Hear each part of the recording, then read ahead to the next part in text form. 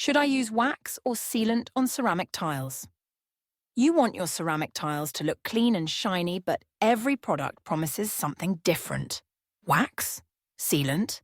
It's confusing. Here's the truth. Ceramic tiles aren't porous, so wax doesn't bond well. It builds up, dulls over time, and can even make your floors dangerously slippery. And while sealant isn't needed for the tile surface itself, an impregnating sealant can make cleaning easier, especially if your tiles show signs of wear or micro-abrasions. But don't forget the grout lines.